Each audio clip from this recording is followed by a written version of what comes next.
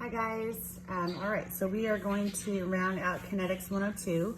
This is part 2, and I'm just calling this more rate fun because we're having so much fun with rates.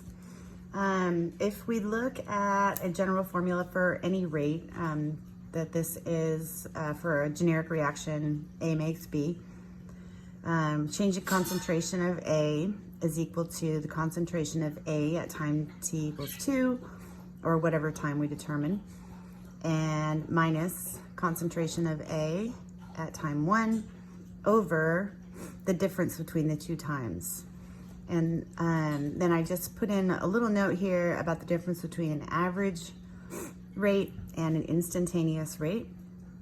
That an average rate is the ordered pairs come from a data set, so you would see the points right on the curve of the concentration versus time, where an instantaneous rate, the ordered pairs that you're doing up here come from a tangent to the curve, and that tangent is drawn so that it intersects the curve at the time t equals whatever time we're talking about, that instant that we're trying to determine the rate of change of A. Okay, so that being said, a couple more thoughts about rates. One is that rates for reactants will be negative because the slope of the line is negative. And we want to look at that a little bit further, and since A is a reactant, the concentration of A will always be decreasing.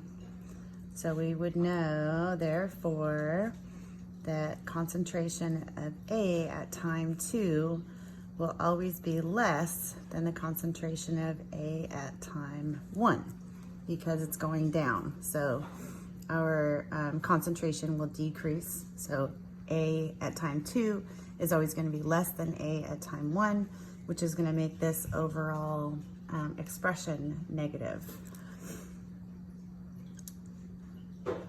Okay, and if we were looking at rates for reactants, the rates for products, they're going to be positive because the slope of the line,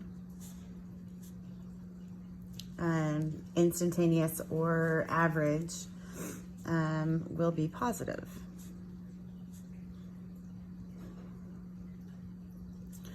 Okay, so we'd want to look at this in terms of maybe changing concentration of B.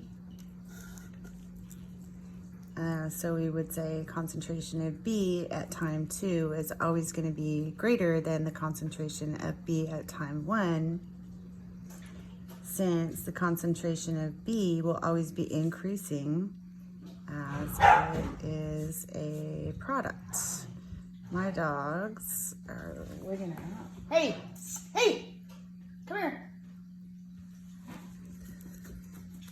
Okay, so rates of reactants are always going to be negative, and the rates of the products are always going to be positive, because we're going to see a negative slope on these guys like this, and with these guys we're going to see a positive slope like this.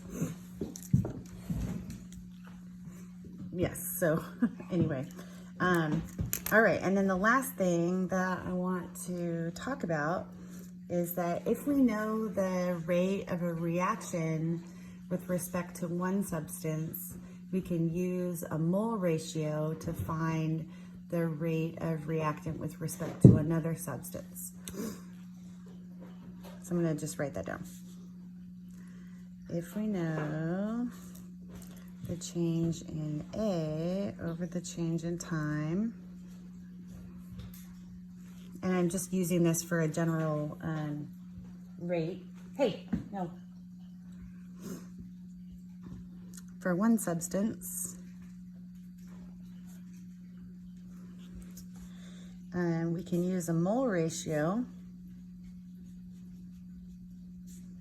to find the rate with respect to another substance.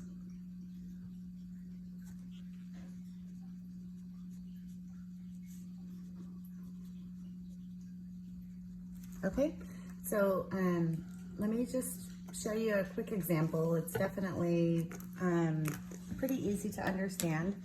If we look at the combustion of aluminum, for instance, if we have aluminum plus oxygen makes aluminum oxide, then this was balanced with a 4, a 3, and a 2. And our question, like our example question, might say, if the rate of the reaction is known to be negative 0.125 moles of aluminum per second, what is the rate with respect to, so we'll say A for oxygen and B for Al2O3. I'm gonna zoom in a little bit here and give you guys maybe a little bit better view. Okay, so this is nothing more than stoichiometry. And so we're gonna just look at this. We know that, so for A, we'd have negative 0.125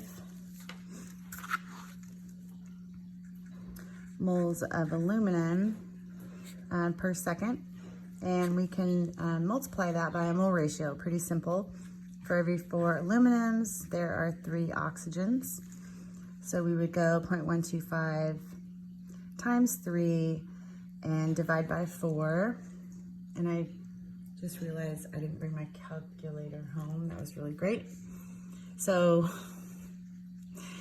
anyway, this is gonna give you a rate of what is that? 0.375 over 4, whatever that number is. I'm so sorry, I don't have my stinking calculator. So this is going to be in moles per second. You have to divide that out of oxygen. And this is also going to be negative because the oxygen is a reactant. And if we were doing for aluminum oxide, we would go back to the negative 0.125 moles per second of aluminum, but our mole ratio is going to be different. On the bottom is still going to be aluminum, but on the top we would put the coefficient of the aluminum oxide, which is 2, Al2O3. And then we would get whatever that is, 1/2 of that. So we would get 0.0625, and that would be moles per second of aluminum oxide. Okay, and we would change the sign to positive because this is a product.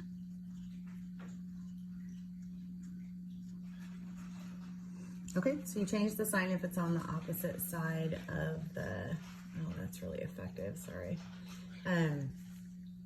You change the sign if it's on the opposite side of the arrow.